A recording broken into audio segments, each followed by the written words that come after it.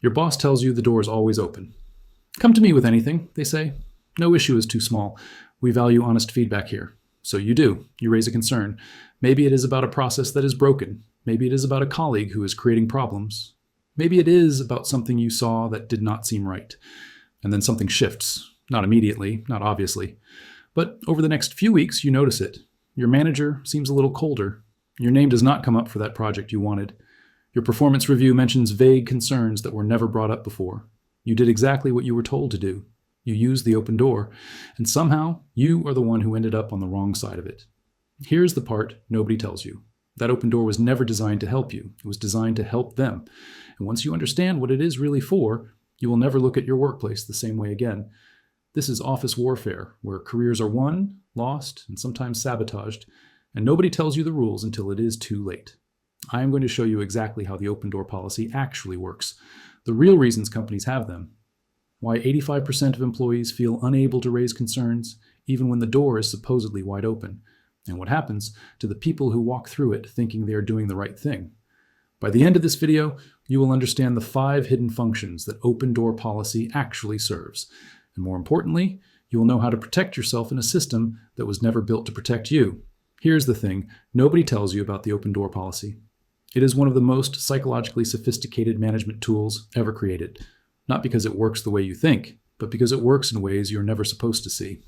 Research from Harvard Business School by professors James Dedert and Amy Edmondson uncovered what they call implicit voice theories. These are deeply held, often unconscious beliefs about the dangers of speaking up that employees develop starting in childhood and carry into every job they ever have. Beliefs like criticizing a process means criticizing the manager personally, or that you need rock-solid evidence before raising any concern, or that speaking up will hurt your career even if you are right. These beliefs do not disappear because someone puts an open door sign on their office. They are, according to the research, relatively fixed by adulthood.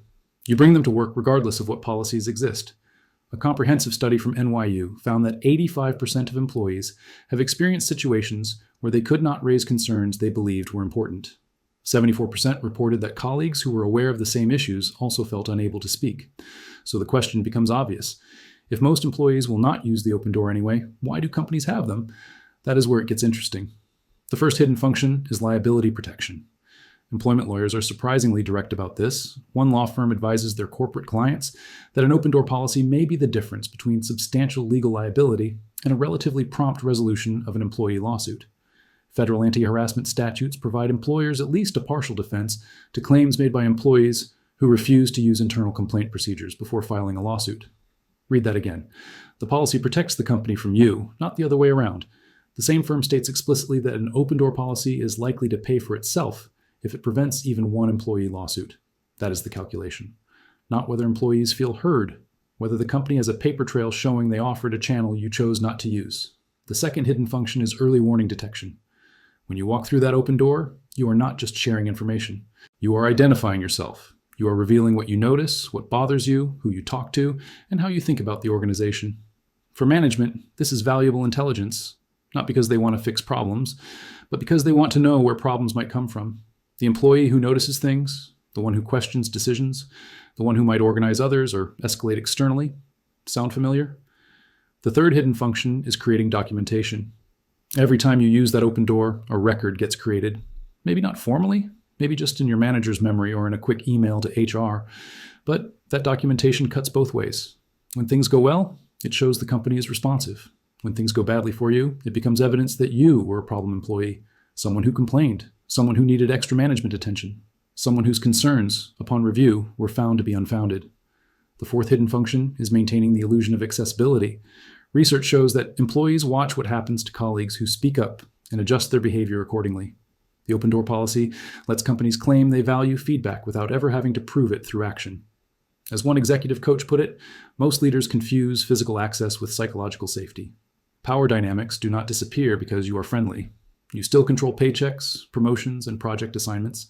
The fifth hidden function is the most important one: burden shifting. Traditional grievance systems require companies to actively monitor for problems. Open door policies flip this entirely. Now it is on you to bring concerns forward. If something goes wrong and you did not report it through the open door, you failed to use the available channels. The policy does not require them to create an environment where speaking up is safe. It only requires them to say the door is open. What happens when you walk through it is a different matter entirely. Let me tell you what actually happens when employees use these policies. Susan Fowler joined Uber as an engineer in 2015.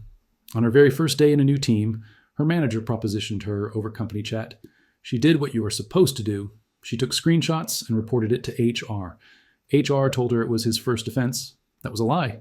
Other women had already reported him. They told her he was a high performer they did not want to punish. They gave her a choice: transfer to another team or stay and risk a negative performance review. When she asked if that would be retaliation, an HR representative told her explicitly that it would not be retaliation because she had been given an option. She had used the open door, and the door led to a room where she was told the company valued her harasser more than it valued her safety. At Wells Fargo, employees discovered that the ethics hotline functioned as something closer to a targeting system. One manager reported suspected fraudulent accounts to supervisors and the corporate ethics line starting as early as 2005. The bank gave him 90 days to find another position and then terminated him. OSHA ordered $5.4 million in damages, the largest individual whistleblower award in the agency's history at that time. Another senior manager repeatedly voiced concerns about wire fraud and falsifying customer information through official channels. He was fired under the pretext of restructuring. The Department of Labor ordered Wells Fargo to pay him $22 million. Former employees described being fired for almost any reason the company could find after using the ethics line. The open door was open. It just led somewhere they did not expect. At Amazon during the pandemic, Chris Smalls led a walkout at a warehouse demanding better safety protections. He was fired the same day. A leaked internal memo showed executives planned to make him, quote, the face of the entire union organizing movement, calling him not smart or articulate. Two other employees, Emily Cunningham and Maren Costa, had 15 years of tenure each. They were terminated for supporting warehouse workers. The National Labor Relations Board determined Amazon illegally fired them. NBC News interviewed over 25 warehouse workers. 9 reported being fired, disciplined, or retaliated against for protected activity. One worker said it plainly: when we speak up, we receive what Bashir received. They are not focusing on how to protect the community. They focus on how to shut us up. Same playbook, different company. The data on retaliation has gotten dramatically worse. The Ethics and Compliance Initiative surveys tens of thousands of employees globally. In 2011, 21% of American employees who reported misconduct experienced retaliation. By 2017, it was 44%. By 2021, it reached 79%. Let that sink in. Nearly 4 out of 5 employees who report concerns now face retaliation.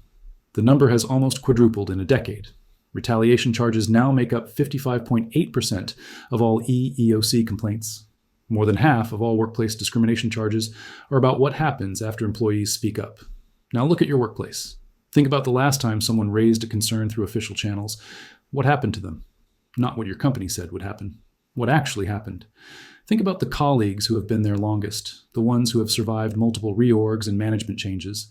Do they use the open door, or have they learned that survival means keeping their observations to themselves?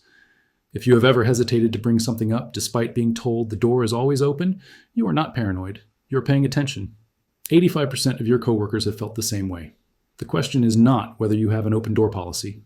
Almost every company does. The question is whether you have ever seen someone use it and come out better for it. If you cannot think of an example, that tells you everything you need to know. So what do you actually do with this information? First, document everything yourself. Do not rely on the company's documentation of your concerns. Keep your own records, dates, times, who you spoke with, what was said. If it is not in writing, it did not happen. Second, understand the difference between venting and escalating. Casual concerns shared through the open door create risk without creating accountability. If you have a serious issue, consider whether informal channels actually serve you or just identify you. Third, watch the patterns. Before you use any internal channel, observe what has happened to others who used it. The official policy tells you what the company wants you to believe. The track record tells you what actually happens. Fourth, know your external options. Depending on your situation, there may be regulatory bodies, legal protections, or documentation requirements that matter more than internal policies. The open door is not your only door. Fifth, protect your positioning. If you do raise concerns, frame them in terms of business impact and solutions, not personal grievances. Make it harder to categorize you as a complainer rather than a contributor. The game does not change. Companies have always needed ways to manage employee concerns while protecting their own interests. What has changed is how sophisticated these systems have become at appearing employee-friendly while serving institutional purposes. Now you know the playbook. You know that 85% of employees feel unable to raise concerns despite open door promises. You know that retaliation rates have nearly quadrupled. You know that the policy exists to protect the company's legal position as much as it exists to help you. The door was never really open the way you thought it was, but now you can see the hinges. What you do with that knowledge is up to you. If this shifted how you see your workplace, hit subscribe. The game has more levels, and I will show you each one.